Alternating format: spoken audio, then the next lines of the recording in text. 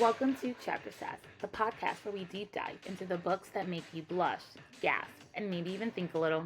I'm your host, Season, and with every book, I'll be joined with a new co-host with their own hot take. From spicy romances to messy love triangles and all the glorious chaos in between, we're here with a fresh perspective to unpack the stories we love, question what we think we know, and explore how the book speaks to us. Things might even get a little sassy. This episode is rated mature and will contain spoilers. Let's get into the first chapter. Welcome back to Chapter Sass. Today we're going to be reading Our Infinite Fates by Laura L.K. Stevens. We're going to cover chapters 32 to the end of the book. And let's meet my co-host, Rachel. Hi.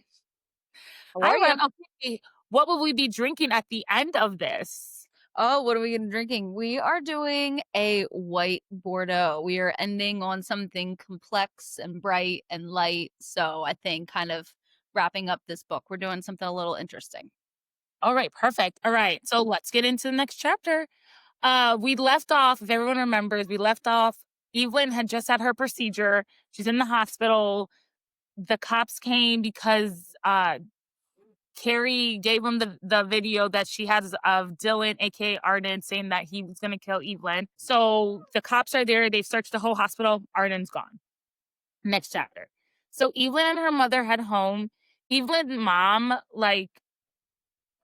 knows that Evelyn gave up her bone marrow and that she just had this procedure, and that Arden, aka Dylan, because in her head she doesn't know it's Arden. In her head it's Dylan, this person she let into her family's life, is trying to keep Evelyn.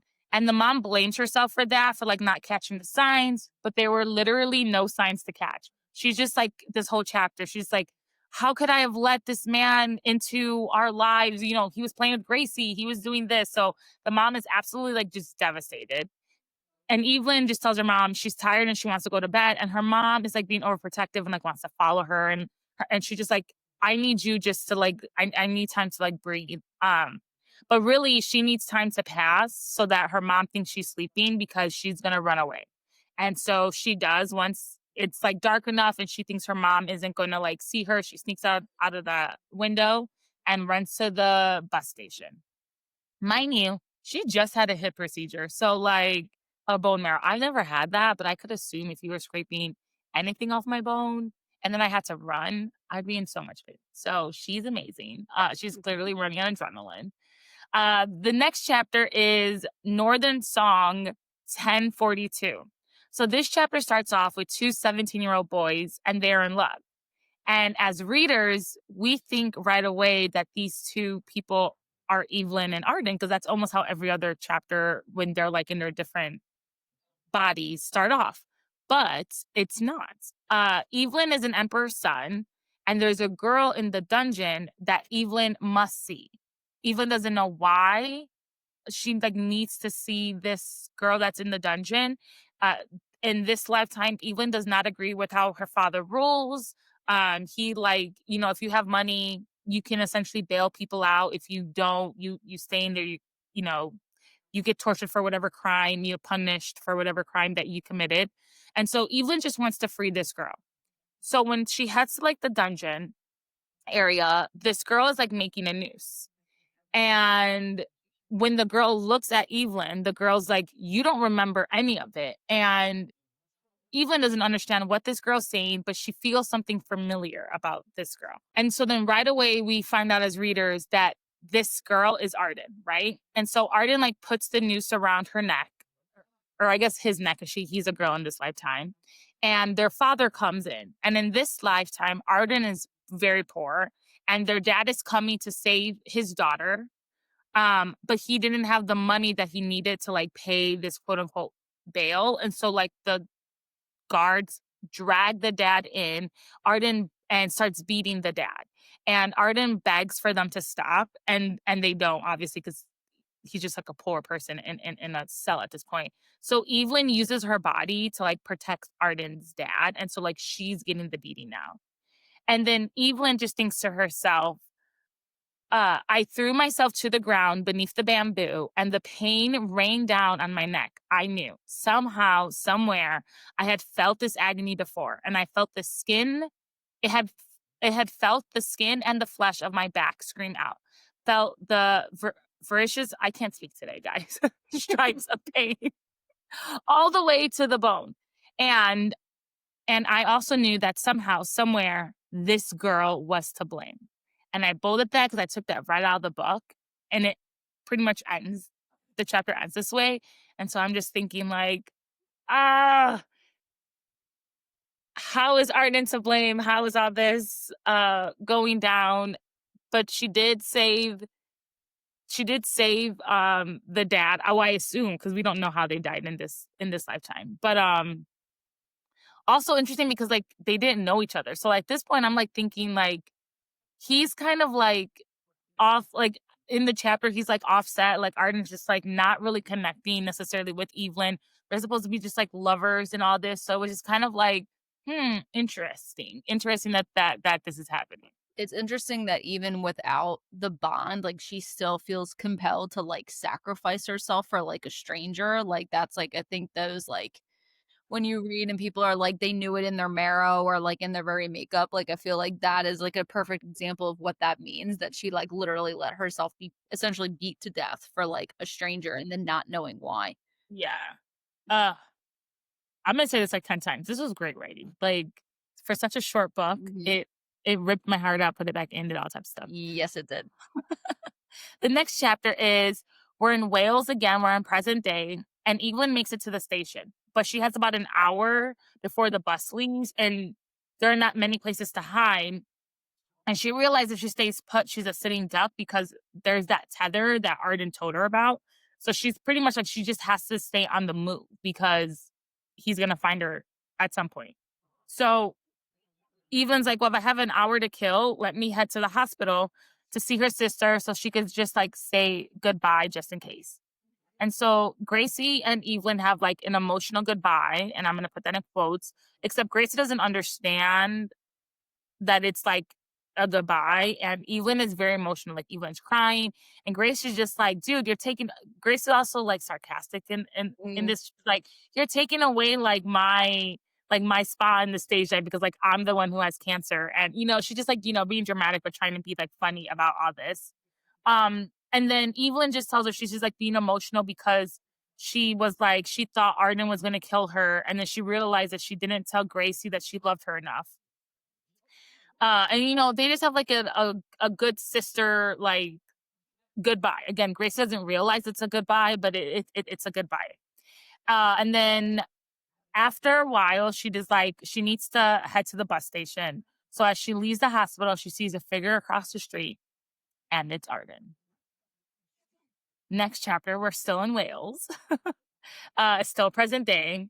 So instead of running, because Evelyn knows at this point it's pointless, because she wouldn't like outrun Arden or Dylan in this lifetime. Like Dylan's character like works on a farm. He's very strong. He has like she just realized at this point I'm there's nothing I can do.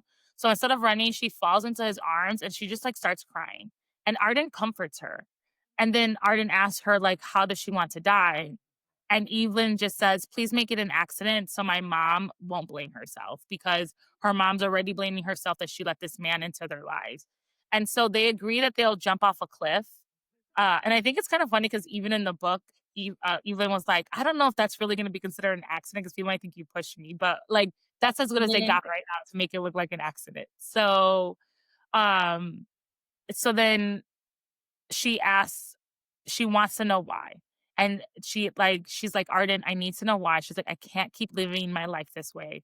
And Arden tells her that if she knew it would hurt. And at this point, Evelyn doesn't care. And she's just like, I need to know. Like, it's been years. There's pieces of my memory that I can't get back. Like, I need to know. And then Arden says he'll tell her. He'll tell her. So we go to the next chapter, and Arden and Evelyn are sitting on the edge of the cliff. And Evelyn asks Arden, when did he first fall in love with her? And Arden replies, at Northern Song when she tried to protect his dad.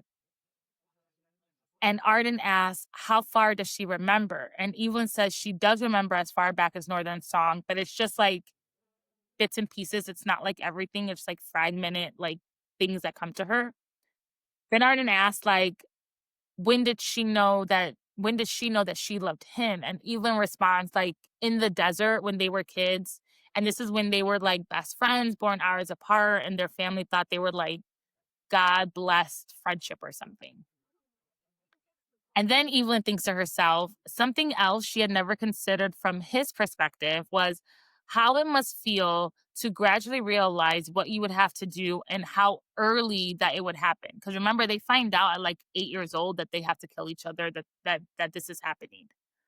How young he was sometimes when he had to begin his search for her, and how it stole his childhood from him again and again. Was like, I didn't even think about that either, actually. I just assumed, like, No. he lived his childhood to, like, 15 and was like, "Alright, I have to go look And for he's her." like, "Oh, yes, this is what I was put on earth for," but instead, you Yeah, have to grapple with the fact that you have to murder someone for, like, 3/4 of your lifespan, yeah, which, like, what can you have as a child, you know? yeah. And, like, he remembers everything and she doesn't, so it's like, she was able to, like she realizes that someone might come after her, but, like, she's able to kind of live more of a life than he is. He has a tether that's fully, because she doesn't feel the tether the same way he does. It's just like, I didn't even stop to, like, think of Think it that about it. way. And before we get to the end of this chapter, when he was like, "I loved you at Northern Song," right away, I was like, "Wait. I thought we loved each other forever and always." I thought, like, so many things were going through my mind when I was reading this. I was like, "Okay, so we didn't love each other forever and always. We, like," and then she's like, "Oh, in the desert," which I think was, like, maybe another 50 years or something after that. I have to go back and I did the math, and I'm like, "Wait, so we did not love each other forever and always. The whole point of this book is that we loved each other forever and always." So I was just like, what's going on? And I will say this much. If I had gotten to this part of the book last time when I was like, oh, I was saving it for the podcast, I don't think I would have been able to put down the book at this point. I would have been like, No. fuck it, I'm reading it. Going all the way through, I need all my answers, like, now, especially with all these, like, little kernels that are being fed in. Uh, so then Arden tries to find the right words to explain everything to Evelyn. Like, he's just trying to explain how they got into this mess. And she just like he can't. And Evelyn is just like, I've imagined everything. So like nothing's gonna surprise me at this point. And Arden asks her, like, what have you imagined? And Evelyn responds, well, I think of some human things such as like revenge. Did I do something awful to you? And only in a way that that you can live with is by punishing me again and again. And then there's like some more supernatural stuff, ancient curses, small gods, witches, but most compelling theory is that we made a deal with the devil. And then Arden says, we didn't make a deal with the devil, Evelyn. You are the devil. Mic drop. End of Mhm. chapter. I was I like, remember, what? like I remember finishing that being like, "What? Oh my god, like, this whole time I've been gaslit that, like, he's the villain because he keeps killing Yes. her." Like, meanwhile, like, back at the ranch, like, homegirl's the devil. So I Yes. was like, "What a way to end a chapter, seriously." If I am telling you, if I had made it to this part, and Mhm. literally it was only 2 chapters away, I would not have been able to put this book down. I I know was you were like, so close to the precipice, buddy, like, I you was were so right there. she's the devil. So now all types of things are, I'm just thinking of all types of things. And then next chapter is Lundenburg 1006. And in an earlier chapter, Arden said like Lundenburg was where it all happened. So like at this point, I'm like, oh, this is where it happened. And I just had to do the math again. So at this point, it's been 1,016 years that they've been doing this. So that's a lot of lifetimes. That's a lot of killing, that's a lot. And like, and then just think of all the like one-liners that we said, like he didn't have his childhood because he knew at 8 he had to go kill her. Just like thinking of all that and then putting a number to it, like 1,000, like how many families, how many, it's just, It's awful. it is awful. Like, how does a soul even grapple with that? Like, how do you come back time and time again and be like, I'm gonna keep loving after And over the 1,000? damage, like, everybody's like, "Oh, my childhood trauma," and it's like, I'm 34, so, like, I can imagine having, like, over 1,000 years of, like, Yep. How are you stable? Like, Yeah. genuinely. And, like, they also like, something else we have to, like, think about too is they were going through like, we only know our lifetime, right? Like, Mhm. we weren't alive when, like, there weren't toilets or cell phones or you well, I mean, technically, I was alive. Well, there were not cell phones. We had phone They weren't landlines. like this, Like, yes. yeah. Like, pen, paper, like, modern technology, medicine, like, they literally have lived through plagues. They've lived through all of these things, Mhm. and you still have to find hope. So it's like not every year was great, like Civil War, whatever, all types of revolutionary war, like literally all these wars that they've lived through, and they just like have to see the good side of humanity. Like, Yeah. No, it's rough. It's really yeah, awful when you think about it. yeah. All right, so we're in Londonburg, 10:06, and it's right before dawn. And she is walking, and in this chapter, I'm going to use she and he because it's not till the end do we get like a lot of information. Obviously, as reader, you can infer. But right before dawn, she's walking, and the streets are quiet of Londonburg. And she knows she has until dawn to bring the mother a soul, or she will suffer for eternity because she was immortal. She just wants to be a normal girl. She is not like the rest of the devils. She feels empathy and she feels like the pain of the humans. So as the sun like begins to rise, she passes like a church and she hears crying. She goes inside and finds a man in a pew. And he's crying over his sister who is very sick. Much time to live. And she thinks to herself, is it so foolish to love, to be loved, knowing it will always end like this? And yet I yearn for it more than I yearn to breathe. Again, beautiful writing. The man like gets so mad he throws a rock at like a wooden cross. And then the girl says, I can help you save your sister. I have the power to cure disease, among other things, but only if you sacrifice like enough in return. And he's like, I have no gold. And she says it's not gold that she seeks, but his soul. So she says that she can save his sister, but he would have to suffer immensely for it. And then I pulled this out from the book. I pulled a lot at this point out from the book because I was like, I don't want to fuck anything up. Mhm. If you agree to let me save your sister, you'll be taken to the underworld. You'll be nailed to burning coals for 7 days and 7 nights. Your pain will feed the mother and allow her to grow stronger. You will not die, nor will you enjoy the sweet release of passing out. You will feel every second of it, and then, for the rest of your mortal days, will serve the mother as I do. You will reap souls. He asks, who are you? And she responds with as close as the devil as she can think of. She says, she's Evelyn. He agrees and says he is Arden. And I'm Brutal. like, what? Brutal. So And then brutal. we get a poem. And then like the next like page is like a little poem and it ends with, I loved you, I have loved you, and I will love you. Um, so now my brain is going a million like miles an hour. It's like, okay, they didn't always love each other. She's the reason, like you said earlier, we think he's the reason this whole time, or that he made a deal to like save her. And it's like, nope, she's the one who did this. She's the one who bragged him down. She's the one who reaped his soul. So it's just took you for a loop Plot turn, was twist. not for you. Yeah, was not for Literal you. plot twist. Yeah. So now we're back at Wales.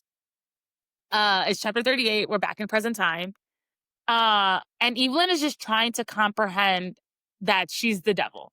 She's not the victim in this, and this whole time she was like, I'm the victim, but she's actually the curse maker. And Evelyn just thinks to herself, this soul who's loved his sister, and I turned it into something monstrous. This soul that I've spent decades chastising for not caring enough about his own family. And she's the reason why they're in the situation that they're in. And so Evelyn did reap his soul in exchange for his sister's soul. And Arden did spend 7 days and 7 nights being tortured, hence his nightmares. Like, this is why he was like, he screams, his back is because he's like remembering when his body was on coals. When he was released back to Earth, it turns out that Arden and Evelyn's like deal was not specific enough. And Arden's sister's fever did break and she was healed from the disease. However, she died the next day from choking. So I would also be pissed, quite frankly. Seriously. If I was Arden in this. And so as Arden starts to tell Evelyn all of these details, it starts to come back to her and she like starts to remember. And Evelyn asks, like, why didn't you tell me any of this before? And turns out Arden did tell her a few times, like in the first few Just times gets of her, worse. yeah, like turns out Literally. a few times that they're being reincarnated. But Evelyn just like kept forgetting. And he was just like, in the last 800 years, he was like, I couldn't bear the idea of telling you what you really were. And then Arden's like, you're the furthest thing from a devil that I could have ever imagined. I didn't want you to have to carry the burden of everything you've done and the fate that you curse us to. And at this point, Arden is quite frankly a knight in shining armor. Like, he is absolutely amazing because he's carried the struggle for both of them. She does not remember. He's she's the reason they're in this whole situation. Like, I don't think when he made this deal, he ever thought anything was ever gonna like it would ever be like this, you know? So Mhm. like, and he's just continuing to, you know, be there for Evelyn as best as he can. So Evelyn wants to know more and she asks like what happens after Londonberg. And Arden tells her that when they realized that their deal wasn't specific enough and his sister had died and he suffered everything for nothing essentially, he hated her more than anything. He was like, I hated you, Evelyn. And I wanted to like kill you. So in the next lifetime, Arden thought, or he does like kill Evelyn like in London Burg and whatnot. And in their ninth lifetime, Arden thought that he did kill Evelyn and that it was over with. He was like a warrior who like thought he was invincible. He could not die from his wounds or anything. And when his 18th birthday came along, um, he was brought back to the under realm along with Evelyn, who again did not remember anything. And in the under realm, the mother told him, our souls have been marked as hers, and now that they were of age and at their full power, it was time for them to begin reaping souls. And once the souls are reaped after the 7 days, they would start. Once the souls are reaped after they do the cold thing for 7 days, then those souls will start reaping. So essentially creating a pyramid scheme. And Evelyn literally calls it that. She's like, this is a freaking pyramid scheme that we have. And at first, in the faraway lifetime, they refused to reap souls. So they were punished by both being placed on the hot coals, but they finally gave in and were sent back to Earth. And it does say like Arden was like, I gave in much quickly, like even like you were there for much longer, you don't remember it, but like you just did not want to reap souls. So when they returned, Arden realized something and went to go look for Evelyn instead of taking a soul. And remember, he was literally on a battlefield. Like, it would have been so easy for him to have raped many souls. But instead of doing that, he was like, he needs to go find Evelyn. And when he found her, Evelyn was so much pain and like agony. She was like in a church. She was very close, like reaping like one of the, I think, not the priest, but something like a priest, because she just wanted the pain to be over. And when he found her, he explained that if they kill each other before they turn 18, the clock would always reset and they wouldn't have to like reap any souls or suffer the fate of the coals. Like this was their loophole. So at this time, Arden hated Evelyn, but them killing each other was beneficial to both of them. So he was like, it didn't matter that I hated you. I also didn't want to have to reap any souls or be on the coals. So like this also helped me. But after Northern Song, when Evelyn tried to save the stranger's dad, aka his dad, he saw another side. He saw this side that was always gonna love, always gonna be there for another person who didn't want to, make people suffer. So again, I'm just like, oh my God, because I would be pissed. I would like also to just forgive because again, he like he had no I mean, he did make a choice because he agreed, but, like, what he agreed to is not what happened, right? Yeah. And he's just having to have this life this whole time. Also, like, what I didn't say is, like, not only did he, like, suffer for his sister, but his mom died in childbirth of his sister. They didn't really mention, like, where the dad was. Like, in that first lifetime where they did all this, like, he like was also already suffering so much and like wanted to just save his sister, wanted to be a good big brother, and like didn't even happen. I was like, so much is just going through my head and my heart, truly, like so much. I know. And It's awful. yeah, and then Evelyn says, I think we should go back to the underroom because if our souls are marked to each other and we can kill each other, then that means my soul must be marked to the mother and I can kill her. So they're trying to change their fate and they both agree to turn 18. So dun dun dun dun. Next chapter. Mhm. Next chapter, Wales 2022, which is their current time. So they have a couple of hours before they officially turn 18. So they like wait off, like they're like by the cliff and they just like wait and they just like talk. And like as they talk, like everything they have ever felt for each other for over the last 1,000 years just like comes back to them. And remember, they've never done it, they've never done anything. And so they finally have sex. And it's not like a smutty chapter by any means, but it is so, like, romantic, like, having sex in the middle of the ground is not, like, the best place to have it, like, I'm old, my back's gonna hurt, but, like, how they, like, laid it out for them, it was so beautiful because it was, like, they had been yearning for years and years, they've never given into each other this way, like, they've gone through literally hell and back, and so, like, they tell each other, like, after they're done, like, "I love you, I have loved you, and I will love you." And so then as dawn approaches, Evelyn starts to hear like search helicopters, and she knows her mom has gone into her bedroom, realizes she's gone, and has sent like the police to go looking for her. But she knows it'll be too late because as she like sees the search helicopters like do their light, they're summoned back to the underworld. Oh my god.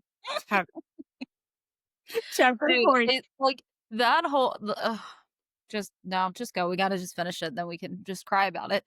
Yeah. No, but it was a very romantic chapter. Well, Like it's for it being their first time together, that was as romantic as it was gonna get, and it was. It was very romantic. and like just the emotion in it, like the grief, the waiting, the longing, the forgiveness that he has to have for her, like like it's just such an intense, like it's a very heavy chapter and it's beautiful. Like the way that it's written, like this whole book is beautiful.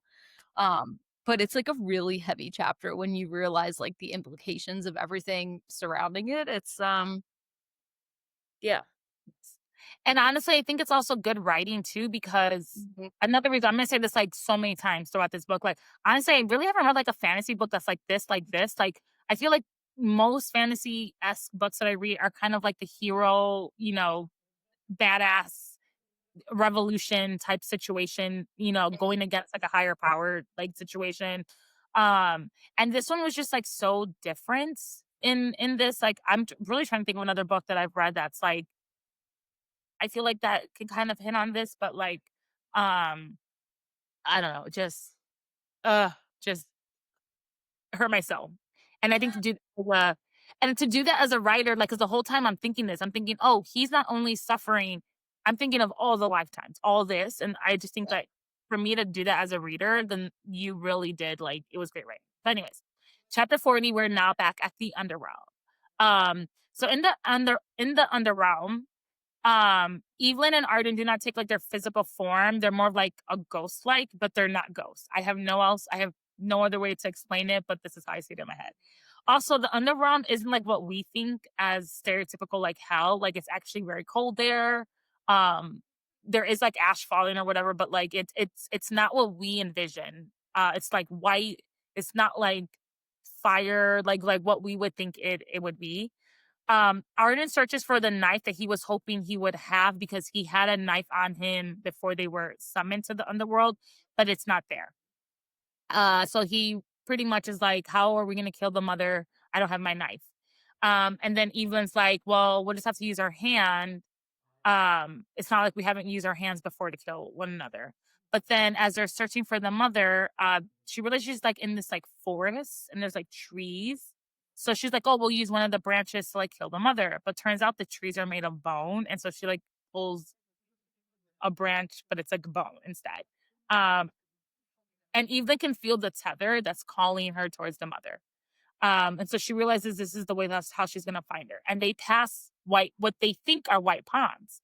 But in actuality, these ponds are like the coal beds where people spend the week on, where they're like in pain, in unbelievable pain. And while Evelyn knows the mother is bad, she is like looking forward to like seeing her quote unquote mother. Like there's like she has like this like I need to kill her, I need to do this. And then it's like, oh, but I wonder like will she be proud of me? Like all the things a kid would think of that they would want from their mom. Like she is still Mhm. feeling that, but she's like, this person is evil. So I also just think that that was like a little interesting too, but probably true how we would feel in most situations. Um, Yeah. they finally reach her, you know, they come to like a clearing and they've reached the mother. And I just want to say for this underworld not being the underworld that like I think of an underworld, like or as I think of stereotypical hell, I think it, again, when you say great writing, like I could picture like white, barren, like Mhm. white trees. Honestly, I was picturing like Game of Thrones, like that one like white tree that like Yes. had like Yep. I was picturing that the I know whole time. exactly what you mean. Yep. I was like, "Oh, great," because this isn't what I think hell is, but she has a completely different version of it. So now we're back at chapter 41, we're still in the underrealm. So as they approach the mother, Arden and Evelyn notice that there are more like devils kind of like worshiping the mother. They're like bowing to her. And even though Evelyn is scared, she still is feeling something towards the mother. Like this is her mom, like her mother. And turns out after all these years, the mother was feeling everything that Arden and Evelyn felt and was feeding off of it. So like all, like it was going down like the tether that she has. So, like all the suffering every time they killed each other, she was feeding off that. So for her, I mean, win-win situation. Like sure they weren't reaping souls, but she was still She getting what was she getting needed. powerful from it. Yeah. Um, Arden had been Arden had been like suffering for all these years. And remember, Arden remembers everything. So he has questions. He's like, I'm in front of her. Let me ask him. I'm gonna ask these questions before we get anywhere. So then Arden asks, like, why do we start reaping? Why wait until we're 18 to start reaping? And the mother responds, children are too messy and there's too many loopholes if we made certain deals. And so 18, you're an adult. And then I'm just kind of thinking, are we really adults at 18 though? Like, I don't know if my brain 18-year-old season was like the smartest thing out there. I don't even know who I was at 18. Like, honestly, Yeah, she was like not me. I don't know who she was, but, like, this is a different form that I've evolved to, yeah, so, like, and like I understand for writing purposes, like why we're saying 100%. 18, Yeah. but the one thing that did kind of bother me a little bit about this because there's so much emotion in this book, and we talk about the emotion. We talk like Evelyn is seeing the therapist in this session, like it's in this lifetime or whatnot, and I'm just like, but are we really adults at 18? I think 21 might have been a more better and more better is terrible. That's not even how you say it. But like it's just a better way to say maybe we were more of an adult. I just think like 18 we're still adult You're so legally, but like young, yeah. yeah, but like if we're talking about making deals without loopholes, whatever, I don't know I would have been that savvy at 18, being honest. So that was just my one little gripe Hey, about that's this. fair. Right. Everything else was written for us like feel. And I was like, we're still children at 18. 18-year-old me would have done some dumb shit, so, like, You know, thank God. yeah. Yeah, literally. Um, so then Arden asks, there's clearly a loophole because him and Evelyn have not reaped and they just keep dying. Like, so why would you like allow it essentially? And the mother says, souls are not the only things that sustain me. Suffering does too. And my have you two suffered so deliciously. I've dined upon it for centuries. Ugh. Like, Rough, like, he thinks he's, like, doing them a favor, but in turn, it's, like, actually, like, having yeah, slightly the opposite effect of, like, what he yeah. thinks it is. I mean, I think in this sense, you're right. He thinks he's doing them a favor because they don't have to reap and they don't have to like, give it to the souls to the mother, but the mother's still been dining off them. But I do think this is the lesser of the two evils, which is Oh, yeah. so bad to say because Oh, yeah, these it's horrible. breed so much. Like, but I do think it's the lesser of the two evils in this situation. Then Arden asks, why does she come after them in the trenches. And remember, in the trenches is when they were in France, they were in the war, and she like came out. And turns out the mother's numbers are dwindling because the more broken souls they recruit, the more suffering flows towards them, and the souls can only absorb so much suffering before they destroy them. Because remember, they go back as human. Like, yeah, they're devils, but like they live out like their remainder, like human life essentially. So like it's too much power that's coming through them. And while they were in the trenches, she could have essentially recruited so many people during that time because to make a deal with someone in the middle of a war when you're on the front lines, she's like, I could have had everybody there. So that's why she like came out and wanted them to read. And so now you're thinking, oh, he threw that grenade, and we thought, or I interpreted that chapter, he threw the grenade at the mother to try to kill the mother, but Evelyn was right there. So, like, did he throw the grenade technically at Evelyn so that he could end this and they could just like restart their whole life? Like, my brain was going through so much. Well, it's a good question. Like, does he think that like killing the mother would end the cycle? They could be Yeah, together. Is it to read like, yeah, no, it's there's so yeah, many I love books like this that just really make you think like your whole way through. Cause like you can't trust anything because you only have fragments. So you're going through this and now you're like, oh my God, like which was it? I think sometimes as readers we forget like how much we love or want like a reliable narrator Yes. or protagonist or anybody, because then we know. And in this whole time we thought Evelyn was reliable and she wasn't. So, like, No. but how much you So like yearn for it and like she wasn't. So no, now we're um all unstable and full of yeah. questions. So now Evelyn has her questions and she's like, well, where does she come from? Who's her dad? And the mother tells her she's not going to tell her because her not knowing brings suffering and the suffering is like too good for her to give up. And Evelyn is like, you're evil. And the mother says, and I have this bolded, am I, or am I simply doing what I must do to survive? How am I so different from every other soul who enters willingly into a bargain with me? We all are criminal creatures. We all think our own continuance above all else, regardless of the cost. And after I read that, I was like, I want to be very clear. The mother clearly is evil. Like she's a jerk. She's an asshole. She's the worst. But when you phrase it like that, how many times in our society, in our world, in our anything, do we say like, are we are we only just doing it for self-preservation? Like, are we only, Mhm. and how wrong is that? And then it made me think of that saying when they were like, to love, you're the hero if you like use love to like save the world, but you're a villain if you like do the opposite or whatnot. And it would just like made me think of that too. And it's just like, again, beautiful writing because it just made me think of so many things. It's like she clearly is a jerk, but she really is only trying to survive at the end of the day. Like she Mhm. really is doing what we're all trying to do, and it's to survive in this lifetime. She's just so powerful and so way up there that that's just what she's doing. So I was Yep. like, interesting. So the mother asked Evelyn, like, why is she here? Like why didn't they just like decide to kill each other and just continue on the next lifetime? And Evelyn in response, she's going to destroy her, and then she plunges like the bone that she has repeatedly into the mother. And then gray like smoke, which I assume is like blood, starts coming out of the wounds of the mother. And Evelyn thinks she's done it. But like nothing changes, everything is still the same.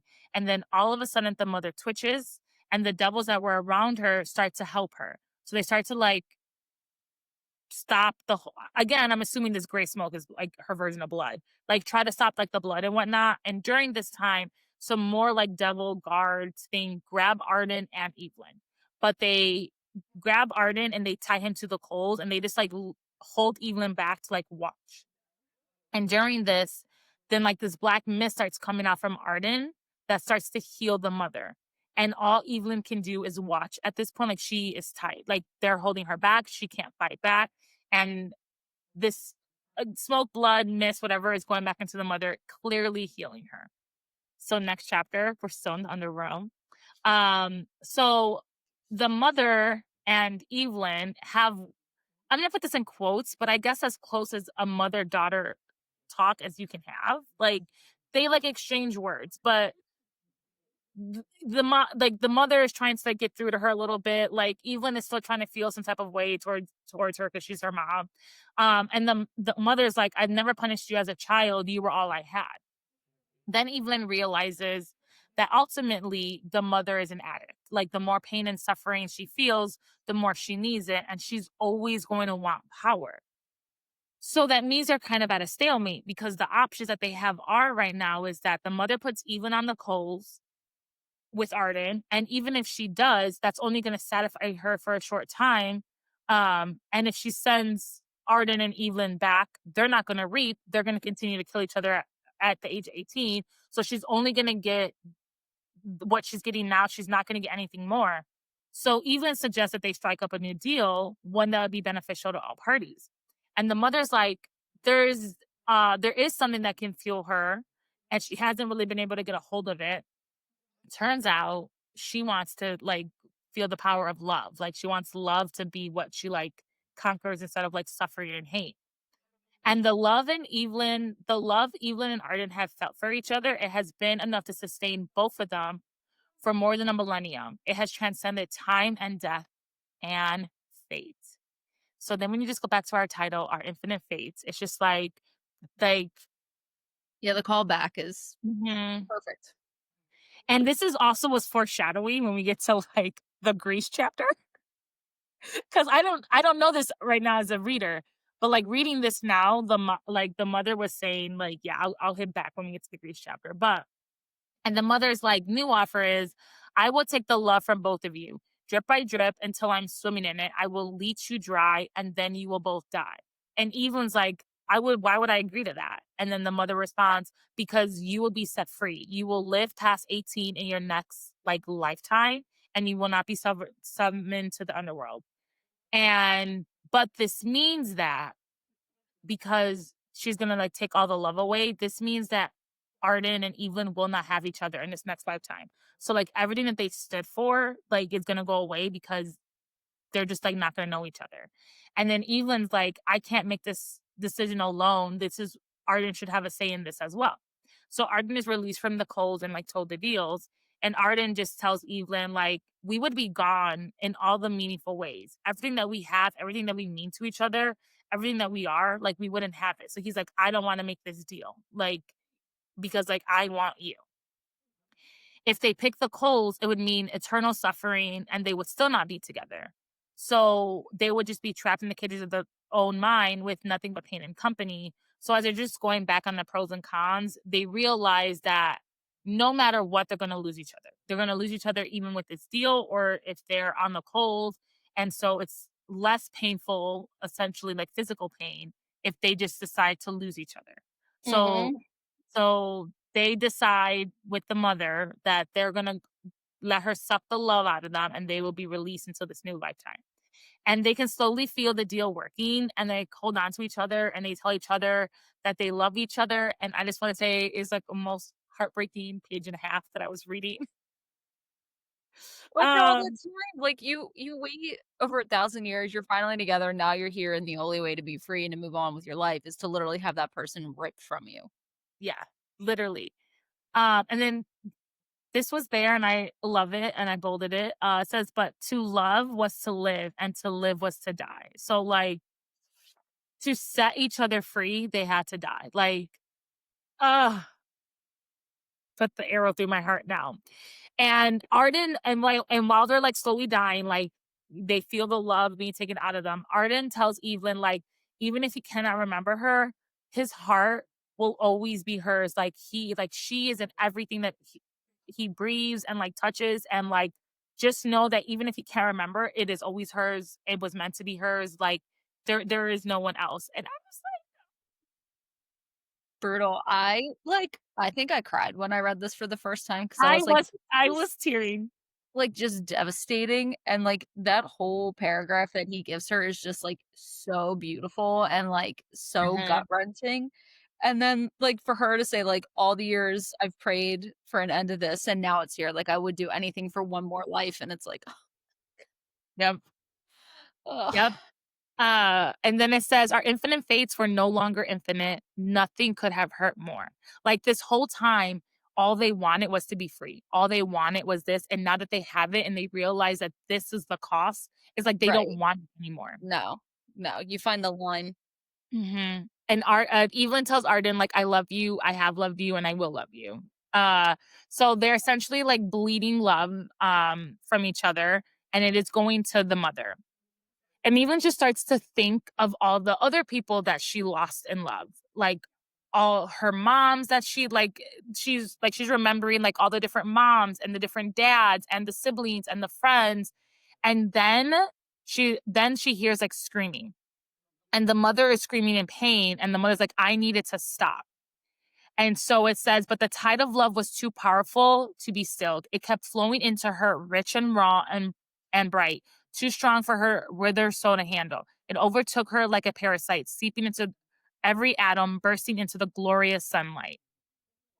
I took that as and maybe this was me because I know this was supposed to be like a romance love story, but like the mother was taking the love of them, but because when she started to think of all because you can love more than one way, right? Like you can love Mhm.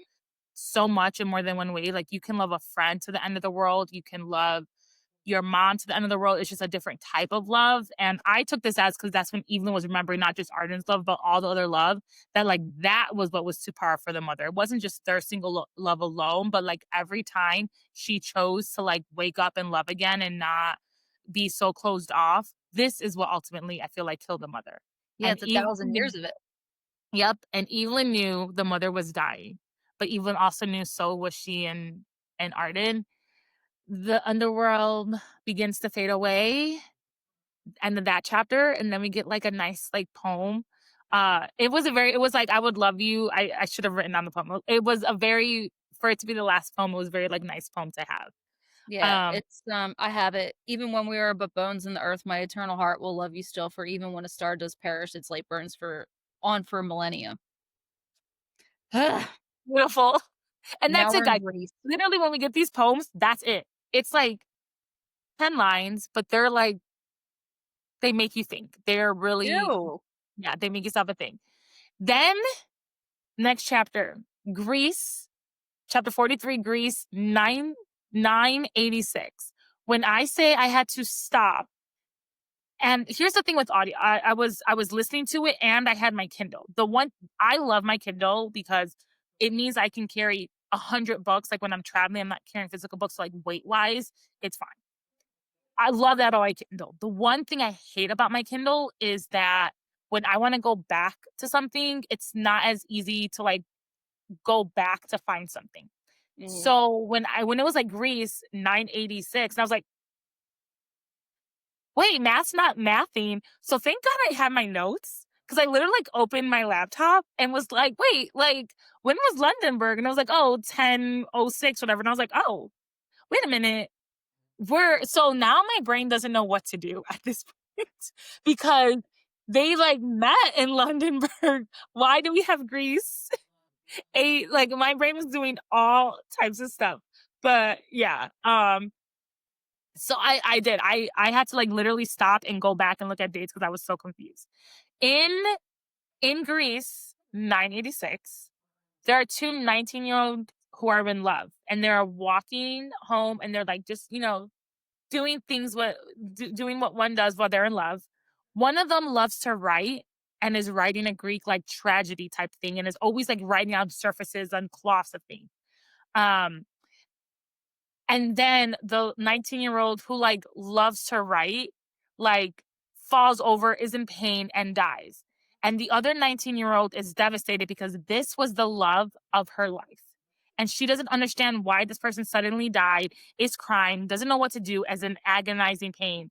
Then the woman with long white hair and black nails appears and asks, "Do you believe in reincarnation?" And this woman is the devil or is the mother because that is how the mother was always like talked about, was like her long white hair and her black nails. And the devil says, "You will spend 7 days and 7 nights upon burning coals feeding me with your suffering and then for the rest of eternity." And the 19-year-old asks, like, what would she be without Like, what would she be without her beloved? Like, do devils even love? Like, how can they even love? And the mother says, if your love is as true as you believe it to be, you will find each other. There will be complications and hardships because the suffering will sustain me. I feed not just on souls, but on pain, emotional, physical, it doesn't matter to me. Either you turn 18 and reap, and I will feed, or you will suffer and I will also feed. So no matter what, the mother wins. And the 19-year-old asks, what kind of hardships? And the devil responds, that depends on how like creative she wants to be at that point in time. Perhaps in your next reincarnation, you will return to me in the underworld. I will raise you as my own. When now my brain is going 100 miles a minute when I was reading this. I will raise you as my own. I will make your love a lowly mortal commoner and have you reap them. And then they will always remember that as their beginning, as your beginning. Always bear the scar of resentment, a terrible foundation to a relationship. My floor, my mouth is to the floor now. The 19-year-old asks, will she remember? And the devil says, no, but you will be together in the next lifetime and in the next and in the next. And so you can essentially like live. But you can like live and like love this way, but forever be a devil. And the 19-year-old agreed to the deal.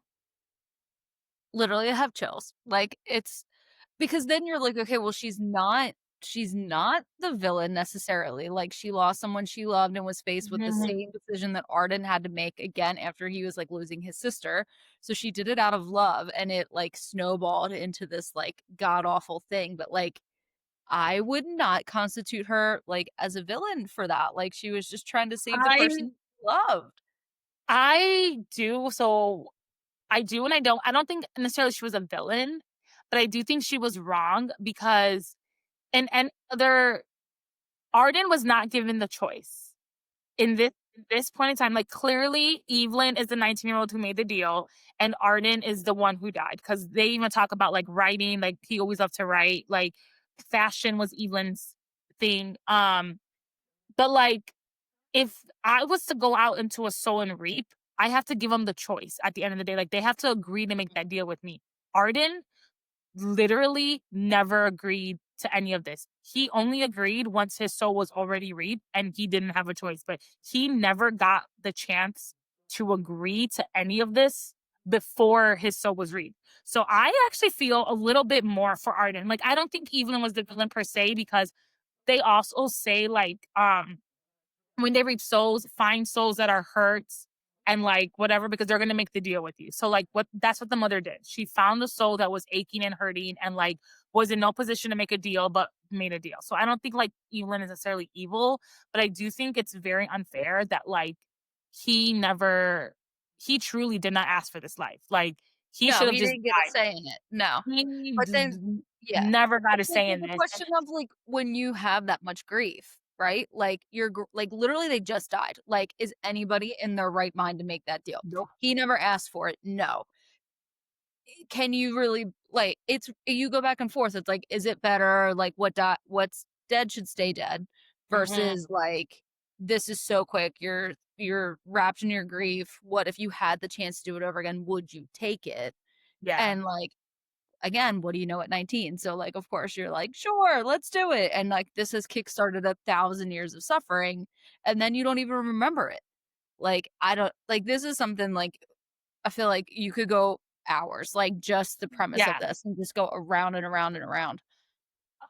I do think though, maybe, and this is just me talking because who knows, because the author didn't write it in, but I hope because clearly Evelyn doesn't remember this. Like the the mother said, like she'll never remember this, and she also is only remembering the stuff that Arden said. Like that is what's coming back to her. Like Arden never Mhm. saw this part, so she's never gonna get this memory back Yep. because Arden was essentially dead.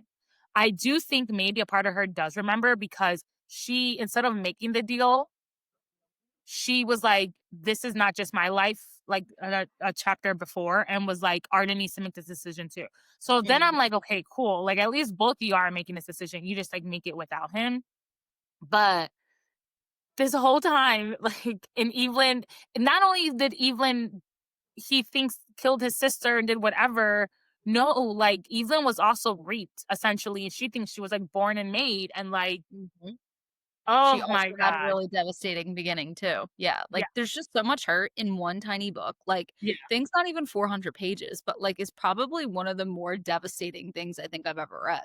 yeah, like, so now I'm feeling all types of way with Evelyn right now, like, because Mhm. again, I don't think necessarily she's a villain. Like I said, I think like when you're hurt, you make decisions that may not be the best, and that's why we have like the 7 stages or nine. What is it? The 9 stages of grieving. Like she barely went through this. Like she is still in like her Stage like 1, like, yeah, literally stage 2 minutes, like yeah, it was literally like within 2 minutes. Like she is still in stage one, like she has not grieved or anything. And so like of course she just made a decision. She was like, I want the Mhm. love of my life. So of course I'm gonna make this decision. And here's the thing, back then, people lived to only like 25 anyway. So in her head, like this is my whole life. Mhm. Pretty You much, know? yeah, good point. So next chapter, chapter 44, Scotland 2054. So now we're in the future and not in the past anymore. So Leon was at his first time in like barista class in Edinburgh. Leon was a very well-known fashion designer, but for some reason had to come to Edinburgh. Leon collects fashion like throughout like travels all everywhere, and kind of tries to collect fashion like through decades, like different things that meant different things in different decades. And he's traveled all over the world to find it, but did not know what it was. Leon just assumed it was fashion. One day, Gracie Blythe wore his design, and she is suddenly like on the best uh dress actor list, and he doesn't know why he has a tug towards Gracie because they've never met before, but he just does. And honestly at this point I like did shed a few tears because I was like, oh my god, like it's a full he doesn't remember, but like obviously this is Evelyn, and like she saved her sister, like that was what she wanted to do, and she saved Gracie. Like Gracie, like this is Gracie, she's like 30 years old at this point, she's Mhm. living her life, she's an actress. It's like a full circle moment. He doesn't even realize it's a circle moment at this point. So I was just like, oh, like uh I'm glad that got wrapped up. Like, I'm yes, glad I'm we got glad to see we that. got something. Yeah, he did not understand this reason. He was it's just like such an absurd reason that he had to come to Edinburgh, but he knew that it was an important place to be. And so he lived his whole life. Leon lived his whole life kind of just like going with the flow and following and like trusting his gut.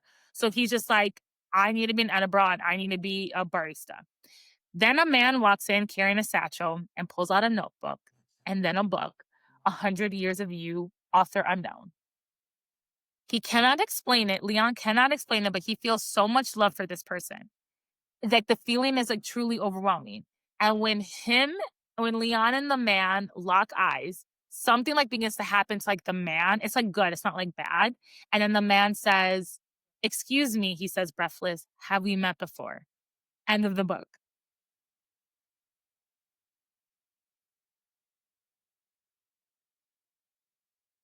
I'm going through the 7 stages of grief. Like, it's such a I love the ending. I love the open Hmm. ending that they found each other, like, even though they're not supposed to remember, like, they're still drawn together, like, they're still here. They figure I And they're love more this. than I forgot devil. how much I loved this until, like, we did this.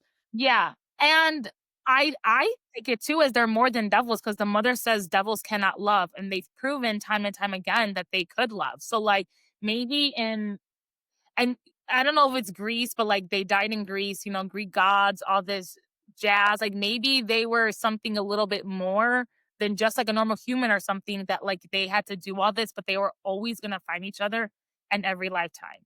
Which also just begs to differ too that like they contributed every single time that they in a lifetime before to the tether, but maybe it wasn't because they technically don't have a tether now and they found each other. And they're gonna Mhm. live out their life. They're gonna live I assume they're past 18 also because like she's like a really she's a designer at this point. Like I assume they're like Like, in 20, their 20 20s. Yeah. yeah. Like they're Yeah. older at this point, but they're finally gonna be able to live out their life while they won't remember everything. Their love really did transcend all to their Mhm. fate. And then that's why I like go back to I said that thing that like their love did do everything, including fate, because their fate was like essentially not to be together, and they like created their own path. So Mhm. such a great book. Such a great book. Such a great, Um such a painful book. Okay, so we could do this. I'm gonna give you the choice. We could do this one or two ways. Because we're at the end of the book, my sassy topics, they're like shorter, but they're thought provoking, and we have three Okay, questions. We might want wine to drink while we answer some of these questions. So do we want to do let's the go. wine first? Let's And do the then wine first.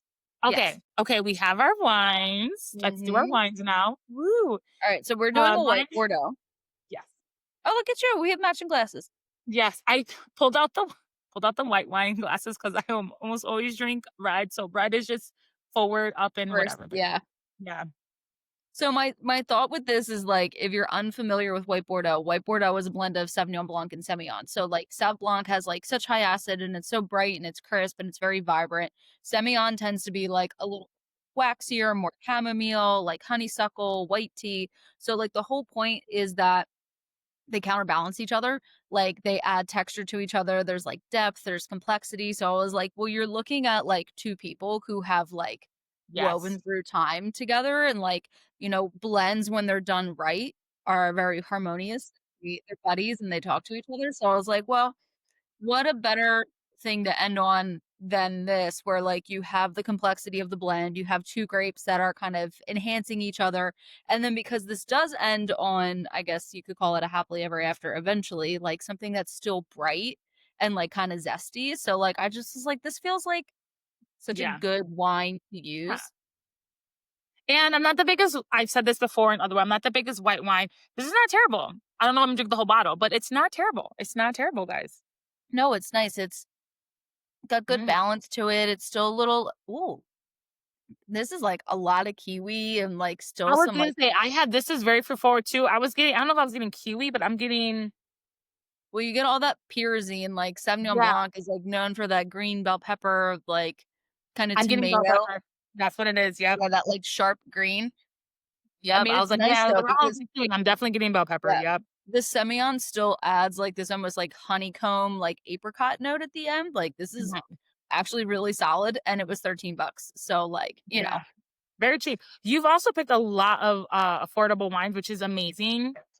Because I'm because price someone isn't. who yeah. Yeah, it's not the indicator of quality. Like if it's a shit harvest year, then nothing matters. So like if it's a good Right. harvest year, like, that's gonna be the thing that determines. So, Mhm. like, this is a 2024 fine wine, good spirits, Mhm. 13.99, and it's solid. It's It really, is. really It is good. very good.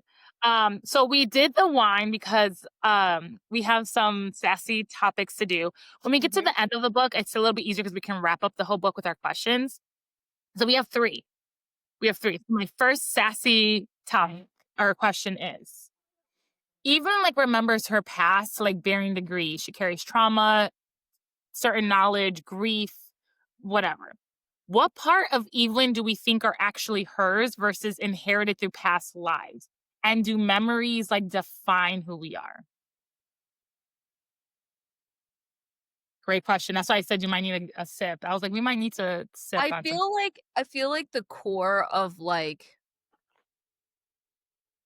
I mean, it's a great question. Like, how much of her is defined by these past lives? Like, who is she at her core? Like, what is her defining trait? Well, like, and we know now at the end of the book, like, she's always loved fashion. She's always cared very deeply. These things have transitioned with her, like, Mhm. through time. And, like, then too, like, how much is, like, Arden's, like, retelling of their lives, like, reshaping her? Like, does she even know who she is at this point? I think the core parts of her are consistent through the chapters with, like, fashion, how much she Right. loves her family, like, how much she's, like, willing to sacrifice. I think those things have not changed, but it's a great question because I don't know how much of her is really her outside of that because there is so much that's changing with every life. Even if she doesn't remember, there are still so many things that change with her. Yeah. I kind of agreed. Kind kind of. I took it a little bit different. I would say when we got the Greece chapter and when we got the Londonburg chapter, she was she talked about how much she didn't want to reap, she didn't want to do this, Hmm. all of these things. She essentially only reaped in Lundenburg because of the deal she made in Greece, which you don't find that out till literally The very end. 10 Yeah. pages before the end. Um, so I think honestly, Evelyn was always Evelyn. Like she that was who she was at her core. I think her lives enhance that every life she had afterwards, and that's why she was able to have so much love to ultimately go against the mother Hmm. at the end because that is what killed the mother. So I do think that I don't know, I think all of those parts were hers. However, I do think memories do shape who we are as individuals. I think as humans, if something happened to us, especially if something negative happened to us, I think we will always remember that and we remember those memories and then we always try not to necessarily follow that. And that might not be the best thing for us to do because I mean I could say I'm like, well, I'm not gonna do that because that already happened to me. So like I'm gonna choose like a different path. Like I already went down that path and I didn't like it. So like with anything, it could be like I don't know, like, I mean, my boyfriend now is lovely, right? And we've been together for 6 years, like, he's great. But, like, before him, I'd be like, "Well, I'm not gonna date this type of guy because, like, I went Because down that X, path." Y, and Z. Yeah. Yeah. Yeah, like, or I'm not gonna try this or do this because I already had a negative thing with that. Like, those are negative memories that we just, like, carry on with us that, like, I do think shape who we are. But I do think Evelyn was always who she was. I think Arden and he changed because of all the different lives and all the different Yes. things that went through, but I do think Evelyn always essentially was Evelyn and her lives just enhanced. That's how I took it, but yeah. It's the fun part of the Both book. things. Yes, Yeah. like, that core of her, I think, has never changed, but, like, what Mhm. other things have those lives added? But, like, this is why this is such a good book because it is so thought provoking, especially when you're done of like, okay, well, who are they really now? Like, is Yeah. there anything left of their past lives? Next question. When is love more hurtful than helpful in a story? Was Evelyn's sacrifice, like, worth it? Um, Mm. is there a point where self-preservation should outweigh love or vice versa? Well, I think this is like the whole hero villain thing, right? Like, Right. do you Yes. sacrifice like this is the Damon Salvatore like of this whole thing is like, is it selfish or is it selfless to go Mhm. back and do that? And I think honestly, the answer depends on who you are as a person because everybody's going to view this differently. Is there a point where love becomes detrimental? I think that that Mhm. is true. I think Yeah. that there is a point where love can eventually start to hurt you. Like you look at people who stay in relationships that are not good, that are abusive, and it's like, but I can't leave because I love him. And it's like those things become detrimental to your health. Is Mhm. it detrimental to make a deal with the devil to reincarnate you for all time, right? Like we can say yes and no for different reasons. So I think like, nobody wants to be faced with grief. No one wants to have to say goodbye to the person that they love. So like to a point, yes, it is very self-serving to make that deal Mhm. because I think you think that you're owed something that the world thinks that you're not, so you're gonna take it for yourself, but Yes. also, like, I think the romanticism of, like, "Well, I would rather have you in fragments for multiple lives than not at all." I go back and forth because 'cause I'm a romantic at heart, so, like, my first inclination is to be like, "Yes, make the deal, like, live with me forever," but the practical side of me is like, it should probably never have happened because but now they're together, so, like, take it with a grain take it with a grain of salt.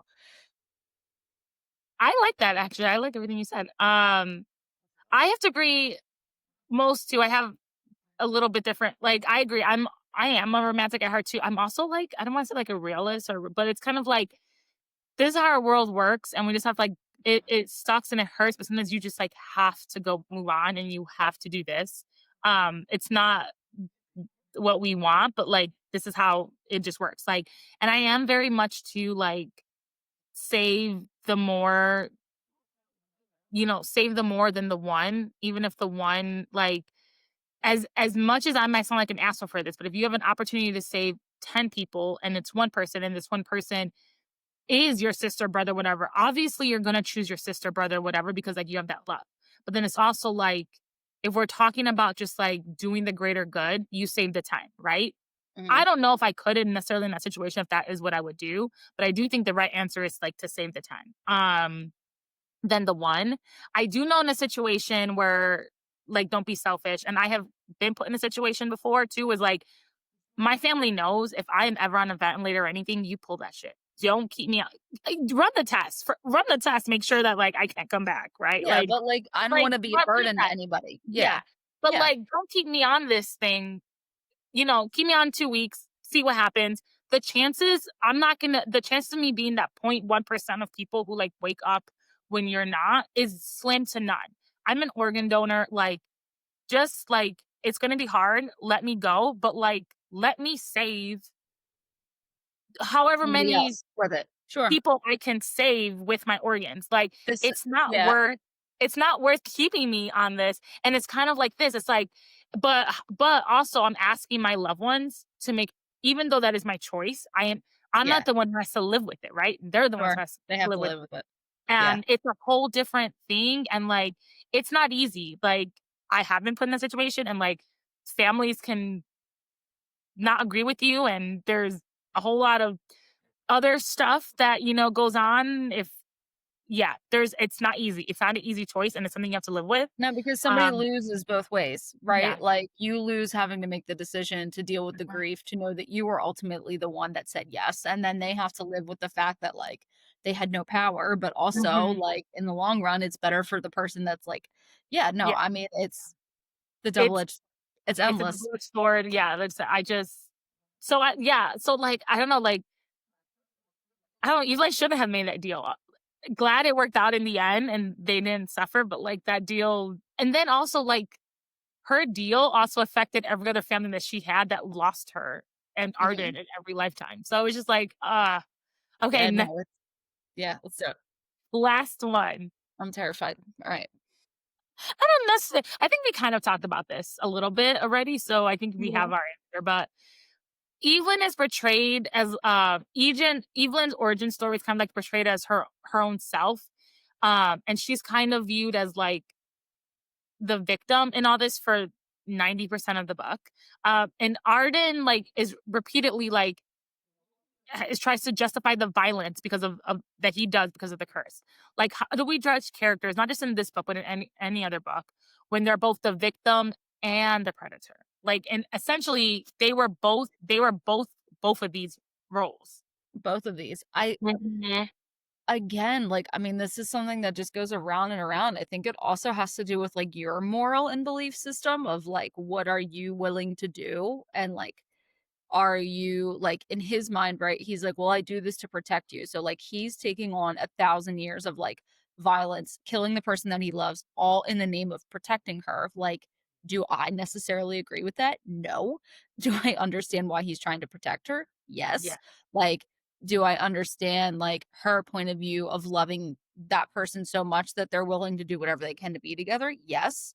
Do I agree with it? I don't really know, but, like, I see both sides of it, so really I think it's, like, comes down to your morals of, like, what can you live with, right? Mhm. Like, and I think, it's not always as black and white because you look at we think we talked about this last time, is, like, how popular the morally gray male characters are, Mhm.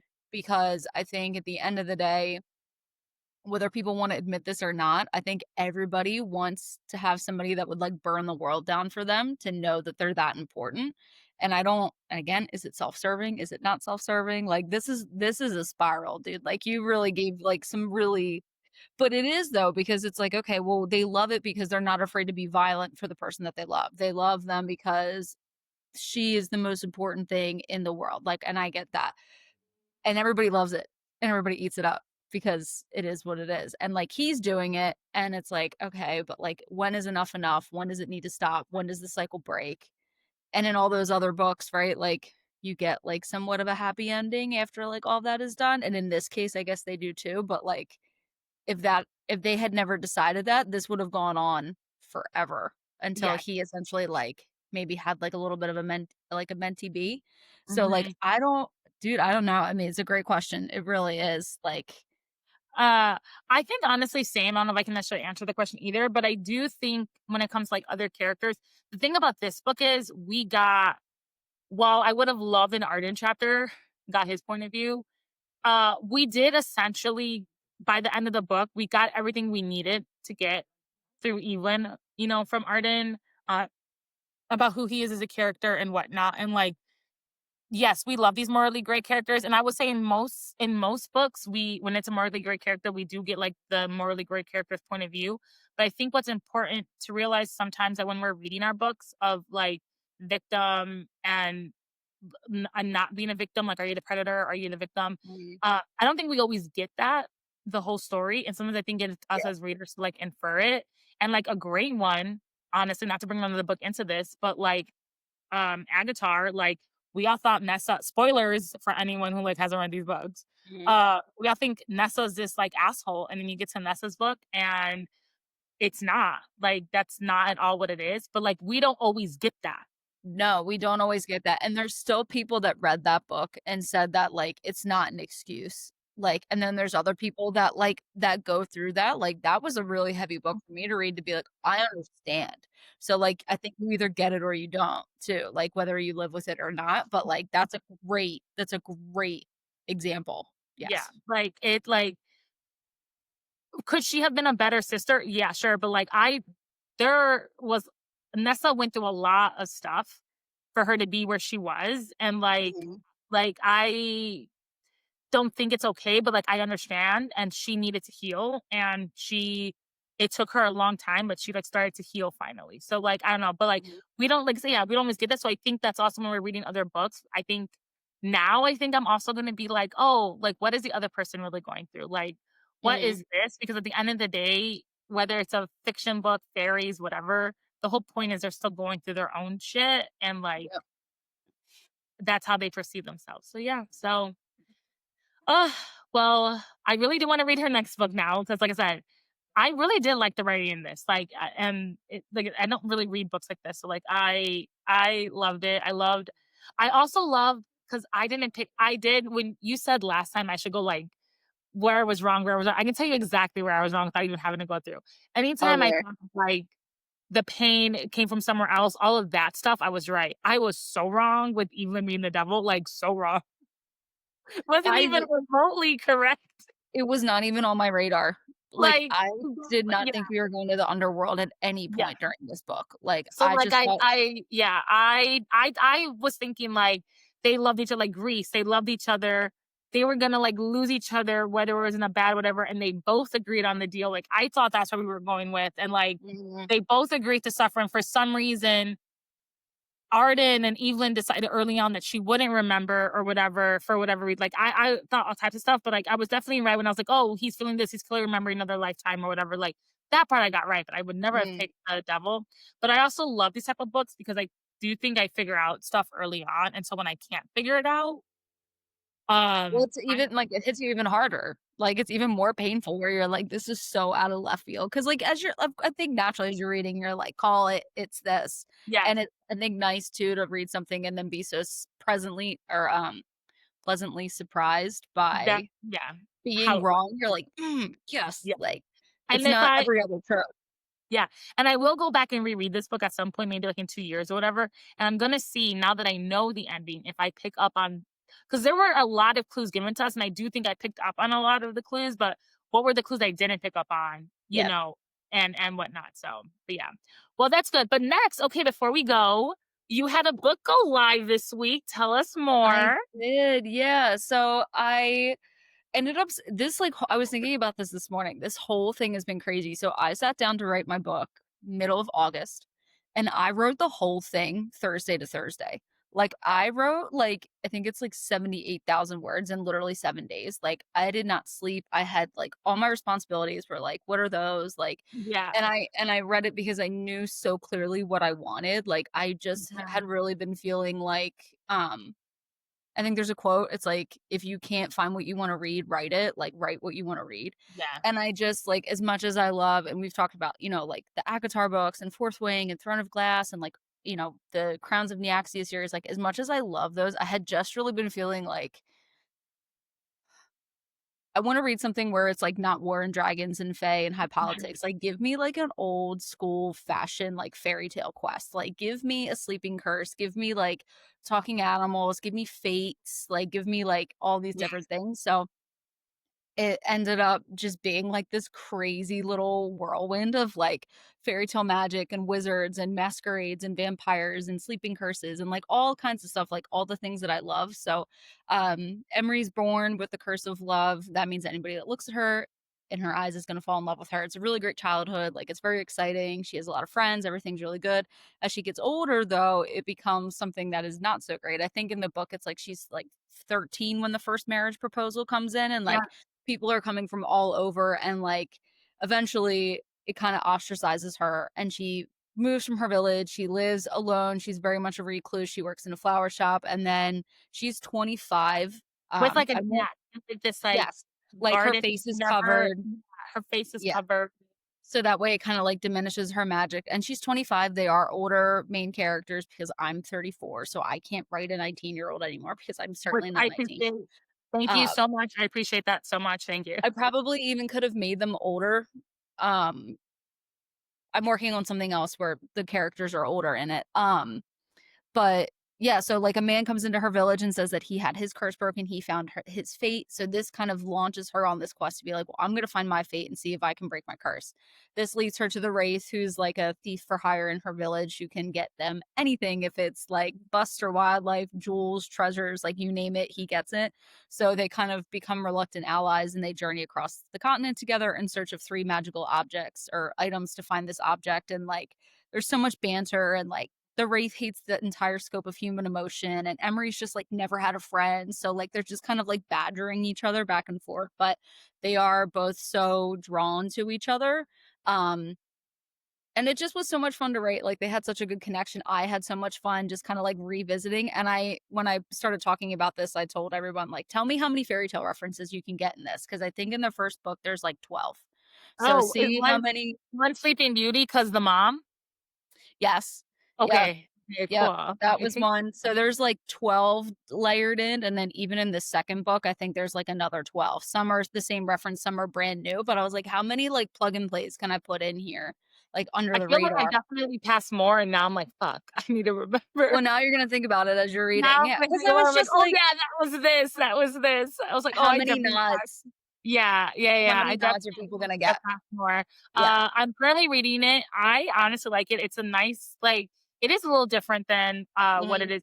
I also think this book, you do a really good job, again, I haven't made it to the end, but does a good job of making me feel like you said everyone loves this curse or loves their gifts and they think it's going to be amazing, and she's like, I can't love, like I can't find Mhm. true love like without it. But it just makes you think like, I'm not saying that I don't have true love, but it just makes you think of like how many people do we think have like this amazing life or could have it, and but reality, that's not what it is, right? Like Mhm. I love books that just make me think, which is why I probably love this Our Infinite Fate so much. This makes me think like outside the box a little bit more. I draw it to my own self, and like same thing. I don't want to give too much away because I don't know how much of I'm giving since I haven't made it to the end. So I'm like trying to be very selective with like my words.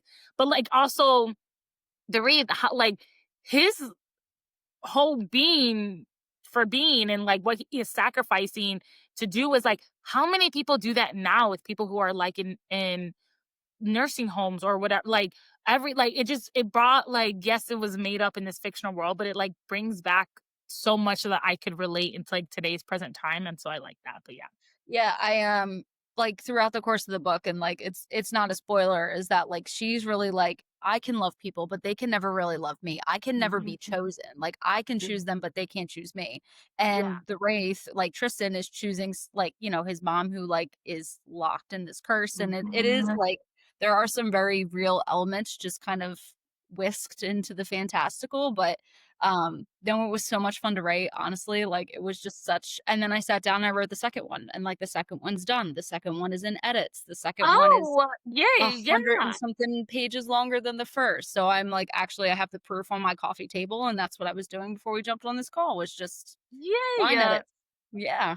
Yay. Okay, well, I can't wait to read the second one. Everyone, the Reef and the Cursed Heart, go get it. It's on Kindle. Where can people find it? Kindle Unlimited. Yep. Find So it. everything's through Amazon, so they can do paperback, Kindle, or an ebook. Yes. Perfect. Guys, go read it. It's a cute. Again, I haven't reached the end. I know I'm gonna like it already because, like I said, I can't wait to when I reach the end and I'm gonna be like texting Rachel, like, "Oh my god, and this and this." But I just like need to reach Please. the Would end love it. first. But Would love it. I like again, I can connect so much of it to real, and the banter is cute. They're like on their journey right now. Like the banter is cute. Yeah. Um, That was Also, the it's hope. things that I would say in real life. I'd be like, I would have said that. Like, girl, yes, bro. It was very much like that. Like, literally, Yeah, as I'm writing, like, the conversation is happening, and I'm like, "Oh my god, I can't keep up." Like, literally, yeah, it was just, like, yeah. word jumbled. So, good. I'm So, glad that that translated. well, thank you for doing all this. Thank you for Of jumping course. on. We made it to the end. Thank you for your wine suggestions. Mhm. I hope everyone else enjoyed it. We should cover one of your books later, but until next time, cheers. Good. Cheers.